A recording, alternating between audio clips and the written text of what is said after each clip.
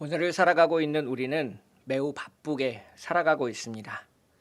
24시간이 모자르다는 말은 직장인이면 누구나 한 번쯤 해보는 말이 되었는데요. 회사에서는 자신의 맡은 일을 감당해야 하고, 집에 와서는 아버지로서, 어머니로서, 가족 구성원으로서 헌신하며 살아가야 됩니다. 그뿐에 그치는 것이 아니라 주일에는 교회에서 맡겨진 직분에 충실하게 살아내야 되는 것이 그리스도인의 삶의 모습이고, 이것이 여간 어려운 일은 아닙니다. 지난 2년 동안 코로나 바이러스가 전 세계를 덮쳤습니다. 처음에는 전염병에 대한 두려움이 매우 컸는데요. 작년 이맘때 신규 확진자가 대략 100명 남짓하였습니다. 그런데 두려움 때문이었는지 거리에 사람들을 찾아볼 수가 없었는데요. 요즘은 신규 확진자가 1000명도 훨씬 넘는 그런 상황 속에서도 거리에 사람들이 분주하게 오가는 것을 볼 수 있습니다. 코로나 때문에 위중한 상황이지만 바쁜 현대인들의 삶이 바뀌지 않기 때문에 우리들은 계속해서 움직여야 하는 것 같습니다. 이렇게 바쁜 현대인들이 호소하는 것들이 많이 있습니다. 두통, 피로, 불안, 두려움, 여러 가지 증세를 우리가 겪고 있는데요. 그 중에서 오늘 본문과 관련이 있는 것은 바로 무기력함입니다.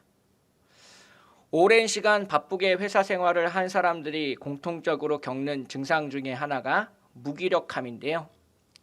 회사의 절차가 잘못되어 있고, 그리고 그로 인해서 생산성이 떨어지는 것을 분명히 알고 있지만 오래 회사를 다닌 분들은 그것을 잘 바꾸려고 하지 않습니다. 잘못된 관행들을 바꾸고 고치기에는 자신에게 남아있는 에너지가 별로 없기 때문이다라고 말씀들을 하시는데요. 회사 생활을 하시는 분들 중에서도 주말에 집에서 가만히 텔레비전만 시청하시는 분들도 가끔 있습니다. 주중에 너무 많은 일을 해서 주말에 쓸 에너지가 남아있지 않기 때문에 그렇게 되는데요. 무기력하게 오늘을 살아가는 것, 바로 이것이 현대인들의 보이지 않는 질병 중에 하나입니다. 이렇게 무기력하게 살아가는 사람들에게 오늘이라는 시간은 하나님이 우리에게 주신 선물이나 축복으로 여겨지지 않습니다. 그저 오늘이라는 시간은 견뎌내야 되는 하루에 불과할 뿐인데요. 외국인 노동자로 한국에 들어와 일하는 분들이 고향으로 돌아갈 것을 꿈꾸며 오늘을 견뎌내 나가는 것을 지켜보게 됩니다.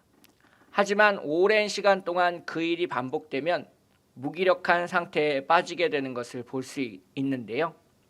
이 무기력이라는 단어는 희망이 사라지는 것과 관련되어 있습니다.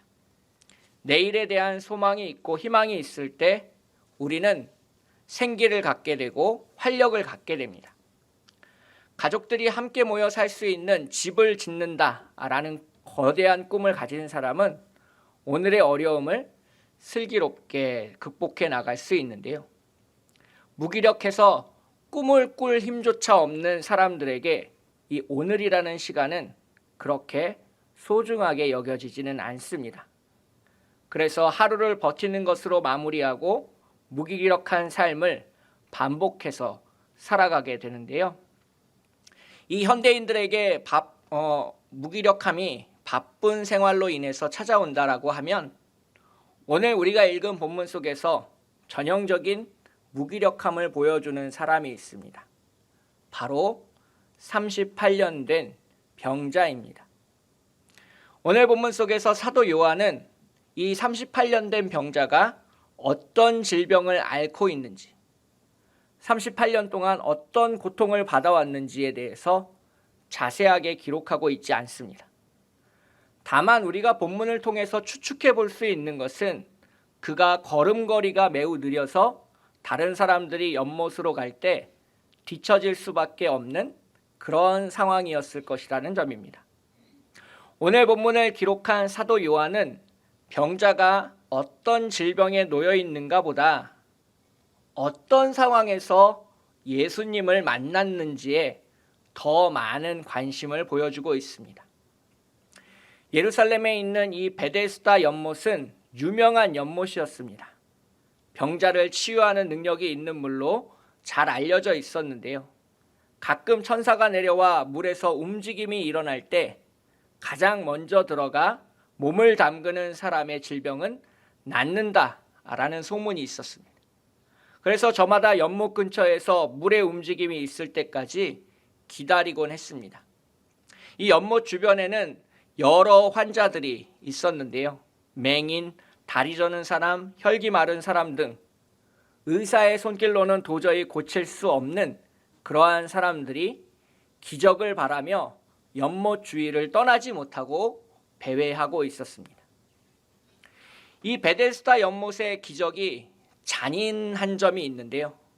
그것은 병고침의 은혜가 선착순으로 한 명에게만 베풀어진다는 점입니다. 물의 움직임을 예의주시하고 있다가 그 물에 몸을 담그기 위해서 전력 질주하는 병자들의 모습을 머릿속에 떠올려 보면 아찔하기까지 합니다. 요즘 남들 몰래 주식 투자나 가상화폐에 투자하신 분들이 이러한 삶을 살아가고 있는데요.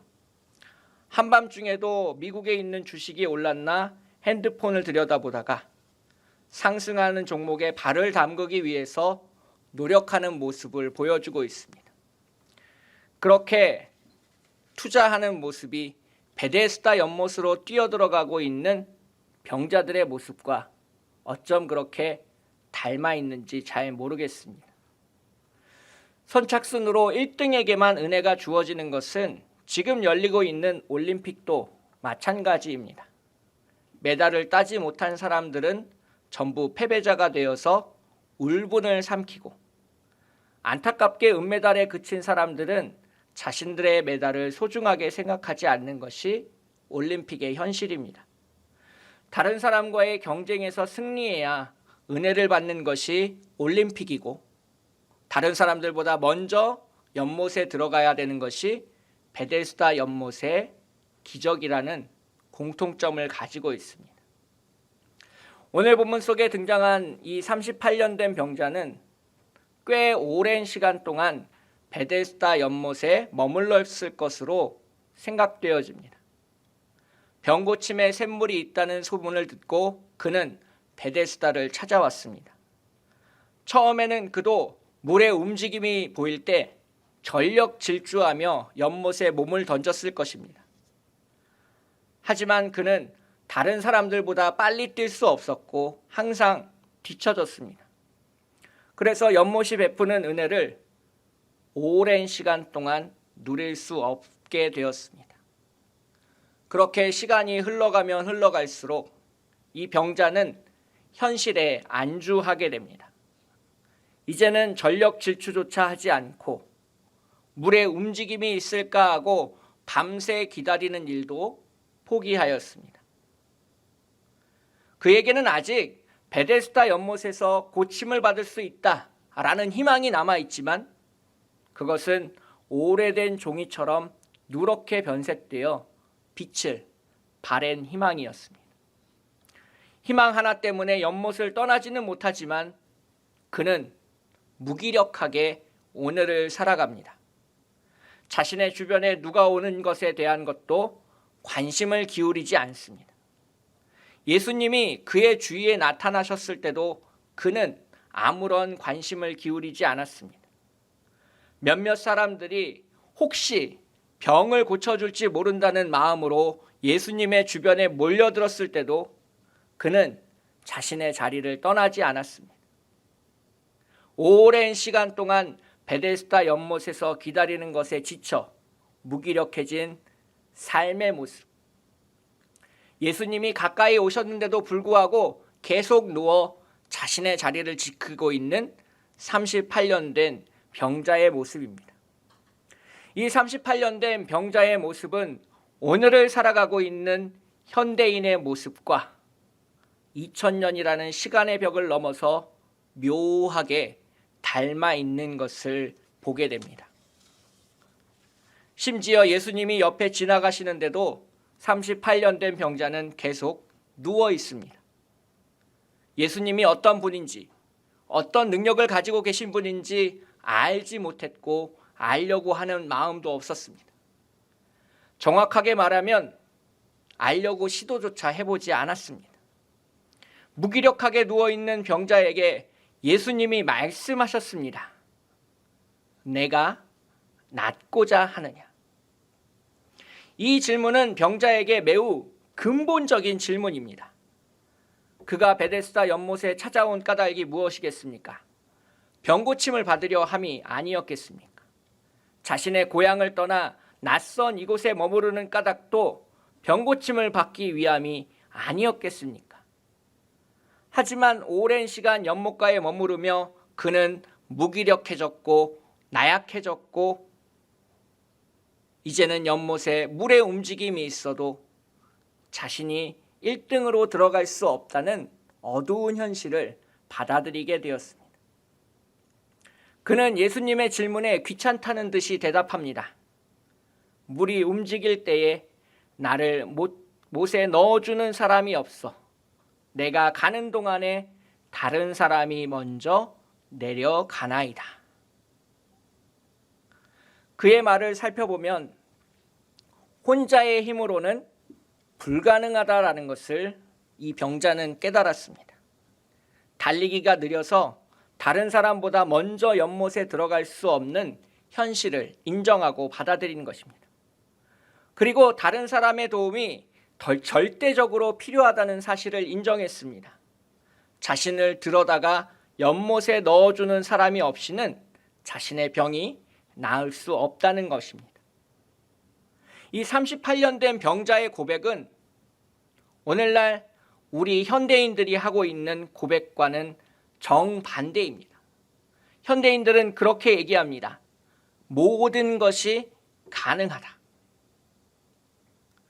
제일 먼저 도착하는 소수의 사람에게만 은혜가 베풀어지는 이 세상 속에서 38년 된 병자와 같은 사람이 할 수 있는 일은 아무것도 없습니다. 무기력하게 된 그는 자신의 상황을 탓하게 됩니다. 아무도 자신에게 관심을 보여주지 않는 현실을 탓하고 도움의 손길을 내밀어주는 사람이 없다는 것에 슬퍼합니다. 베데스다 연못에 자리를 잡고 있지만 그는 병이 나을 수 있다는 희망이 점점 희미하게 사라져버리고 있습니다. 무기력하게 누워있는 이 38년 된 병자의 모습, 오랜 시간 동안 신앙생활을 하며 나약해진 우리의 모습은 아닐지 되돌아볼 필요가 있습니다. 사실 이 38년 된 병자의 고백은 신앙적인 관점에서 살펴볼 필요가 있습니다. 모든 현대인들은 그가 교회를 다니든지 다니지 않든지 상관없이 자기 자신을 구원하기 위해서 모든 사람들이 노력하고 있습니다. 영화 기생충을 보신 분들이 꽤 많을 텐데요. 그 기생충에 나오는 주인공은 지하 셋방을 탈출하기 위해서 스스로 엄청나게 노력을 합니다. 부잣집의 과외 선생님으로 취직하게 되는데요. 물론 가짜 졸업증명서를 이용해서 취업을 하게 됩니다. 거짓말을 해서라도 자기 자신을 구원할 수 있다면 무엇이든 하겠다라는 움직임이 그 영화 속에서 나타난 것입니다.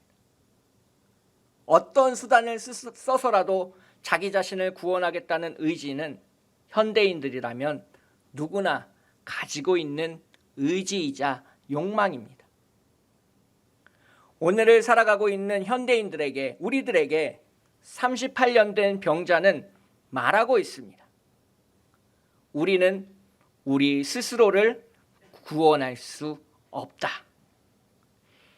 지난 20세기 인류는 엄청난 과학의 발전으로 말미암아 우리 스스로 하나님 없이 유토피아를 만들 수 있다는 꿈을 꾸게 되었습니다.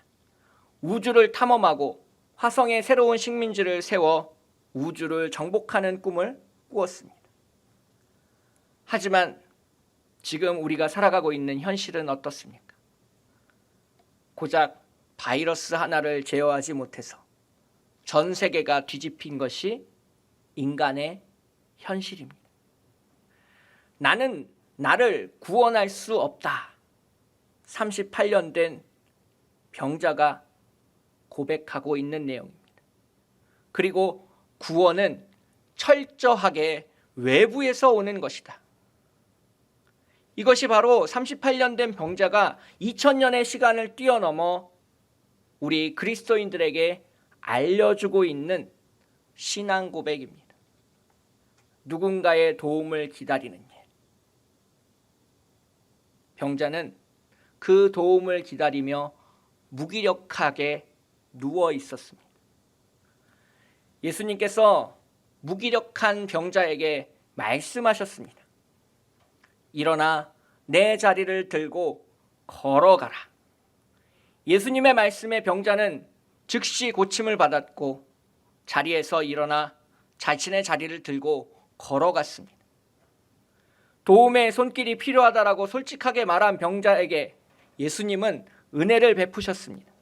예수님은 그를 일으키셨고 생기를 주셨고 자리를 들고 갈 정도로 건강하게 회복시키셨습니다. 오늘 본문 속에서 사도 요한은 베데스다의 병고침과 예수님의 병고침을 대조해서 보여주고 있습니다.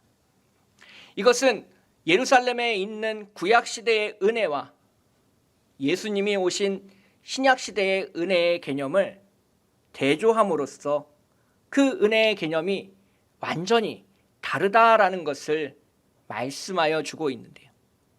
이 베데스다 연못은 구약시대에서부터 전해져 온 연못입니다. 최선을 다해서 연못을 향해 뛰어가고 물에 몸을 담갔던 첫 번째 사람만이 병고침을 받는 것이 베데스다의 은혜이고 구약시대의 은혜입니다. 최선을 다하지 않았거나 첫 번째로 선택된 사람이 아니고서는 병고침의 은혜를 받을 수 없는 것이 구약시대의 은혜였고 베데스다의 은혜였습니다. 하지만 예수님이 우리에게 주시는 은혜는 다릅니다. 인간의 편에서 해야 할 일이라고는 솔직하게 자기 자신을 인정하는 것입니다. 아무도 나를 도와주지 않아서 연못에 1등으로 들어갈 수가 없습니다.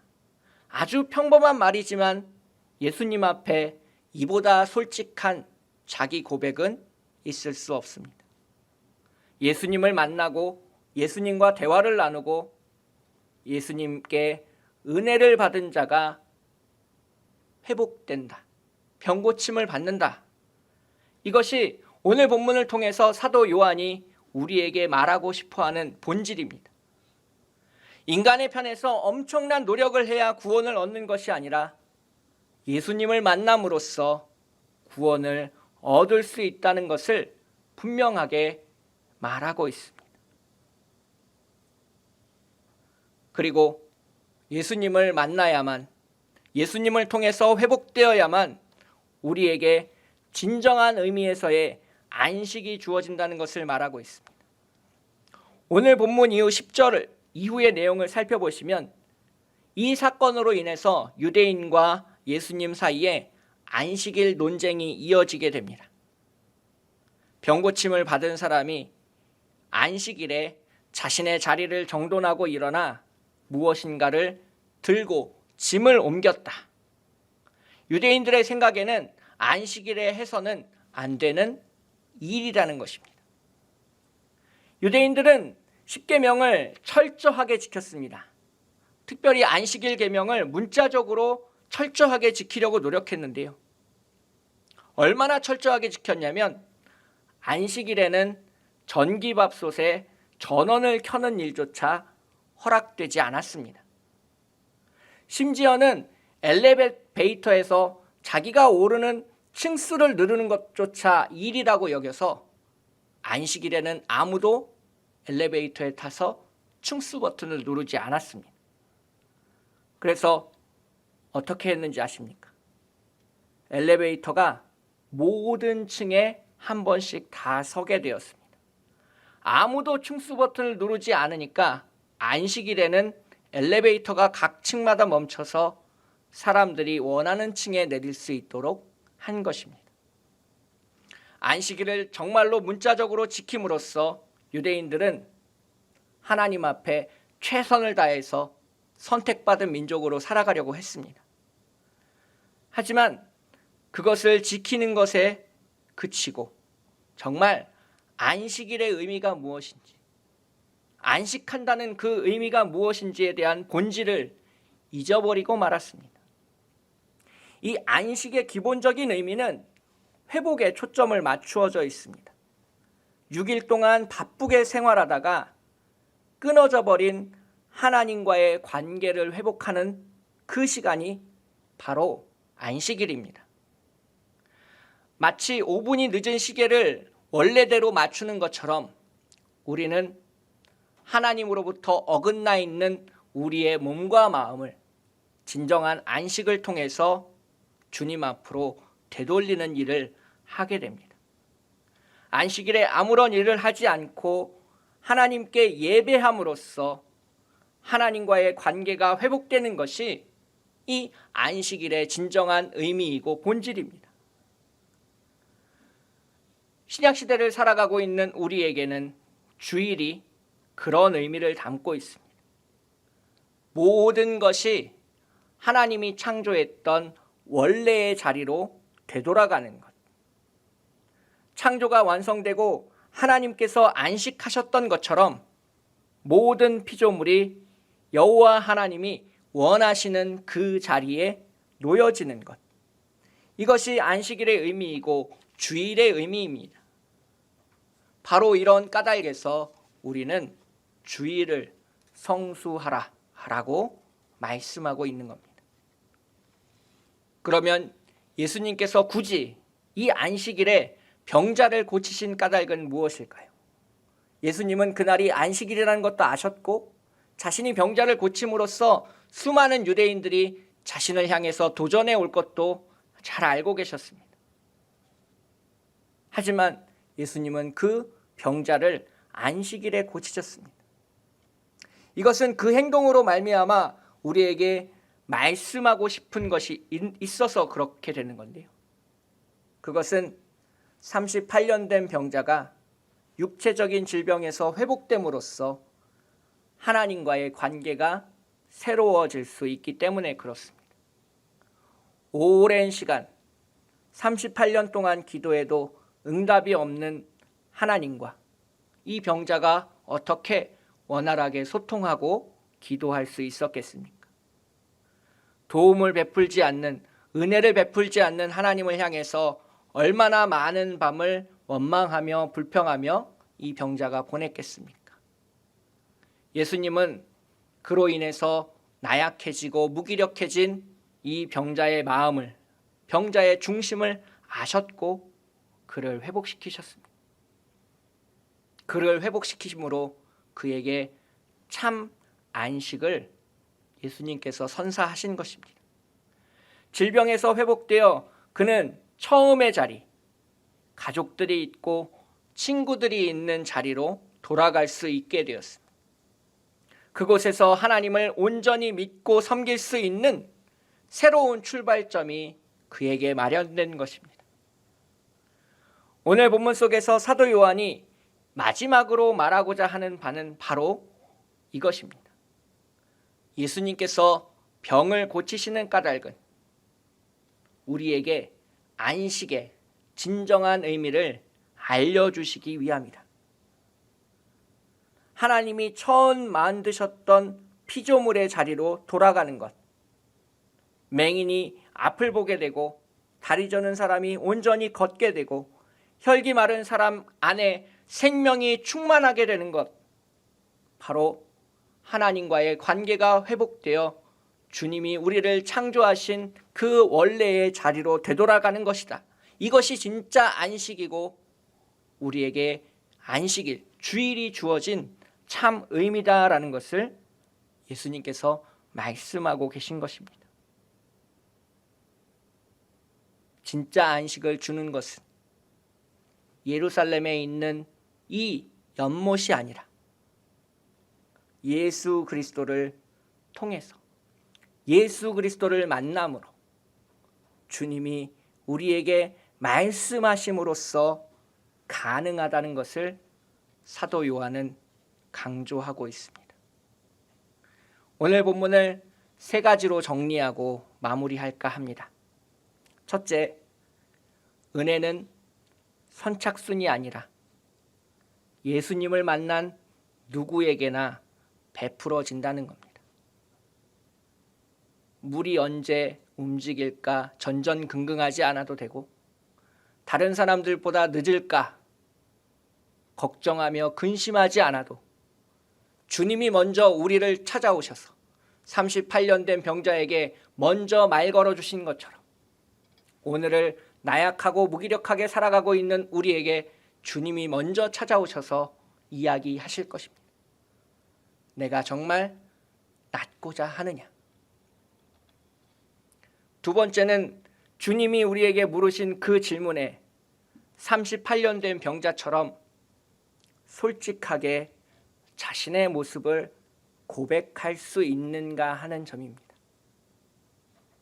아무도 나를 도와주지 않아서 내가 물속에 내려가기 전에 다른 사람들이 먼저 은혜를 받고 고침을 받고 나는 38년 동안 계속해서 이 자리에 머물러 있습니다. 나는 더 이상 할 것이 없고 나약하고 무기력하게 이렇게 누워만 있습니다. 그는 예수님을 향해서 고쳐달라는 말도, 혹시 부스러기의 은혜를 나에게 허락달라는 말도 하지 못했습니다. 그만큼 그의 삶이 무기력했고 나약했고 어두워져 있다는 것을 반증해 주는 겁니다. 솔직하게 주님께 모든 것을 38년 된 병자는 말하였습니다. 마지막으로 세 번째, 주님은 그렇게 무기력하고 나약해진 병자를 일으키셨습니다. 그것을 통해서 진짜 안식, 참다운 안식은 오직 예수 그리스도를 통해서만 우리에게 주어진다는 것을 말씀하고 있습니다. 문자적으로 안식일을 지키려는 유대인들에게 하나님께서 너희들에게 안식일을 주신 까닭은 정말 이것이란다 라고 예수님께서 몸소 행동하여 보여주신 것입니다. 그 주님이 오늘 밤 우리를 찾아오셔서 내가 정말 낫고자 하느냐라고 물어보신다면 우리는 무엇이라 대답할까요? 오랜 시간 동안 신앙생활을 통해 남들이 모르는 무기력함에 빠져 있는 우리의 신앙생활 속에서 주님이 찾아오셔서 내가 낫고자 하느냐라고 물어보신다면 우리는 과연 무엇이라 대답할까요?